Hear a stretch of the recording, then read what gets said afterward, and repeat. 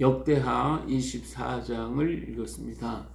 자, 여호야다와 여호사밧의 그 지혜로 말미암아 요아스가 7년 6년 동안을 유모와 함께 숨겨 살다가 이제 갓난아이에 있던 아이가 7살이 됐을 때에 여호야다는 사람들을 이렇게 동원을 시켜가지고 그를 왕위에 세우고 아달랴를 처단해서 이제는 견고한 유대 나라의 전통대로 이제 유다 나라가 이루어지게 됩니다.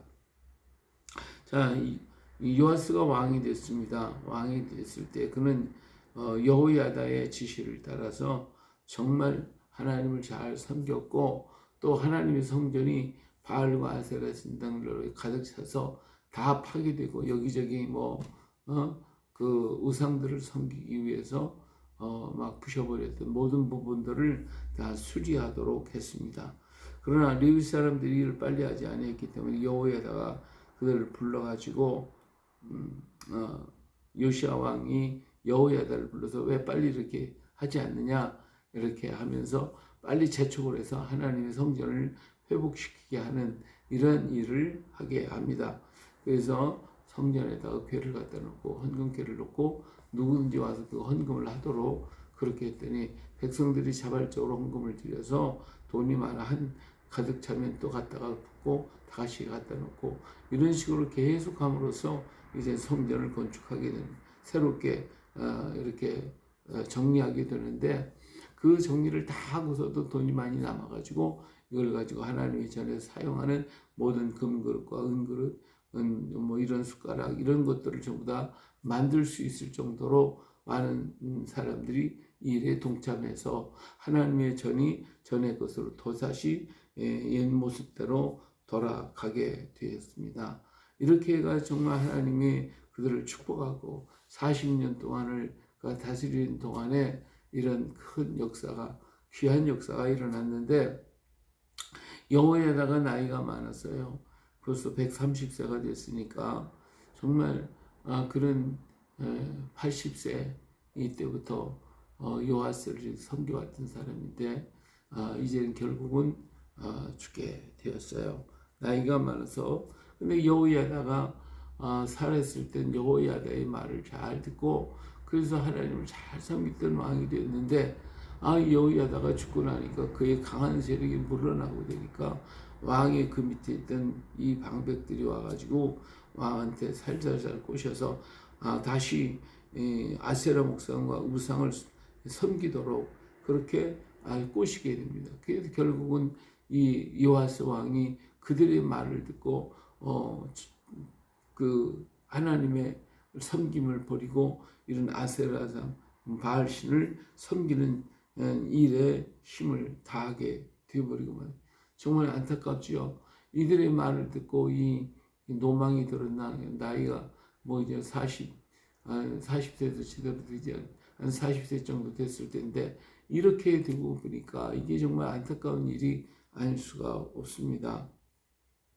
젊어서 항상 한창 있을 때인데 이처럼 악을 행하고 하기 때문에 하나님께서 그들에게 선지자를 보내서 하나님께로 다시 돌아오도록 그렇게 했지만 요아스는 그들의 말을 듣지 않고 오히려 방백들의 말을 듣고 그들을 따라가는 이런 어리석음을 범하게 되었습니다.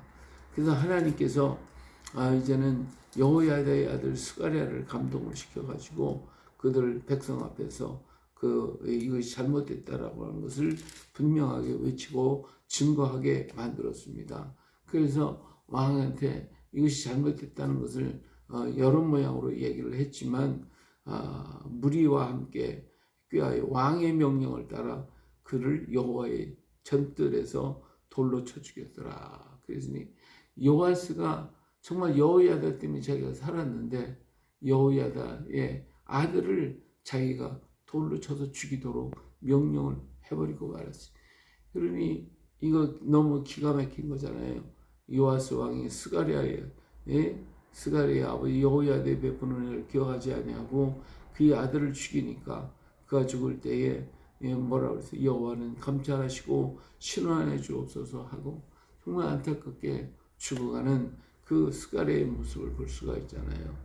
자, 일이 있은 지 1년 만에 아람 군대가 쳐들어왔습니다. 아람이 쳐들어왔는데 이 당시에 요아스는 아주 큰 군대를 가지고 있고 예루살렘에 수많은 방백들 이런 사람들이 다 있었지만은 그러나 아람 군대가 쳐들어와 가지고 그들을 방백 모든 방백들 이렇게 그냥 바알신을 섬기고 아세라 신을 섬기게 만들었던 이런 방백들을 다 죽이고 거기 왕궁에 있었던 모든 것들을 모조리 다 가져가게 되고 그리고 여기에서 나아가 전쟁을 싸우다가 요아스가 그게 부상을 당해가지고 이게 죽게 됐으니까 그냥 아예 죽이도 않고 내버리고 퇴각을 하게 되었죠. 자, 그러자 그의 신하들이 요아스를 갖다가 침상에서 쳐 죽여버리고 말았습니다. 그런 거로 정말 이 요아스는 전생은 좋았는데 후생이 이렇게 악하게 돼서 정말 비극적으로 그의 생애를 마치게 되었어요. 자기 생에 다 이루지도 못하고 전쟁에 나가서 부상당해가지고 그래가지고 치료하는 중에 자기 신하의 손에 의해서 처형을 당하는 아직까지도 40대에 더 풍성하게 일할 수 있는 그런 시절이었는데 결국은 죽음을 당하고 말게 됐다라는 이 비극적인 역사를 보게 되어집니다. 그래서 이렇게 악을 행했기 때문에 그가 왕들의 묘실에 장사하지 아니했다고 그랬으니 이렇게 얼마나 그가 미웠으면 왕들의 묘실에 같이 있지 않고 딴 곳에 묻어버리고 말았겠습니까? 이런 비극적인 역사가 요아스라고 하는 왕, 전생은 있었으나 후생이 없는 요아스, 한때는 하나님을 잘 섬겼던 그가 하나님을 버리고 나서 이런 비극적인 역사를 맞이하게 되고 마는 이런 안타까운 모습을 우리가 볼 수가 있습니다. 그래요. 오늘도 우리 하나님은 우리를 사랑하셔서 우리를 끝까지 인도하기를 원하셨지만 그러나 하나님을 배반할 때는 정말 하나님을 버렸다면 하나님도 그를 버릴 수밖에 없겠죠. 버렸어요. 버리고 나니까 어둠이 그를 주장하게 되고 악한 영들이 그를 주장하니까 버린 자는 쓰레기예요. 쓰레기. 버리고 나면 쓰레기 되는 거예요. 쓰레기처럼 처단되어 버리고 마는 이 불행한 사건을 우리는 볼 수가 있습니다. 오늘 우리는 쓰레기가 되면 안 되겠죠. 쓰레기가 되면 안 돼요. 하나님을 버리면 나는 쓰레기가 된다. 내 안에 예수 그리스도가 계실 때에 나는 존귀한 자가 되지만 내 안에서 예수 그리스도가 떠나가게 되면 나는 쓰레기가 되는 거예요. 우리는 인간은 하나님 지을 때 하나님의 영이 내 안속에 들어와서 생기가 들어와서 생명이 됐는데 생기가 떠나고 나면 흙덩어리예요. 보잘것 흙덩어리라고. 흙덩어리 내버리는 거예요. 쓰레기예요. 쓰레기가 되면 아무짝에도 쓸모없이 밖에 버려져 발필 뿌리고 쓰레기통에 버려져서 쓰레기로 갈 수밖에 없는 이것이 인생이라 이거예요. 오늘도 이 요아스가 이렇게 귀한 정말 하나님 앞에 사랑받았던 그의 일생 동안 40년의 세월 동안을 정말 하나님이 보호하고 지켜주셔서 그 나라가 태평하고 평안하고 이게 하나님을 섬김으로 이루어진 것인데 이걸 하는 요아스가 버리고 하나님을 버리고 엉뚱한 것을 선택한 쓰레기가 되고 보니까 그냥 쓰레기 모든 벌레들이 덤벼들어 가지고 그를 다 뜯어 먹어버리고 마는 그래서 같이 쓰레기가 되어버리고 마는 이 가련한 역사가 되고 말았다라고 하는 것입니다.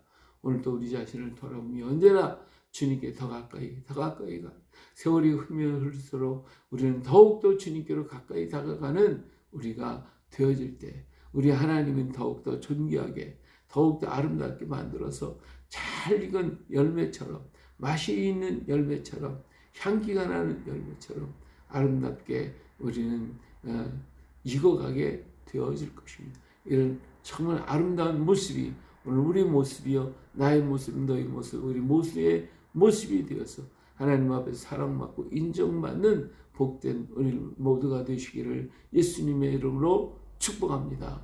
할렐루야.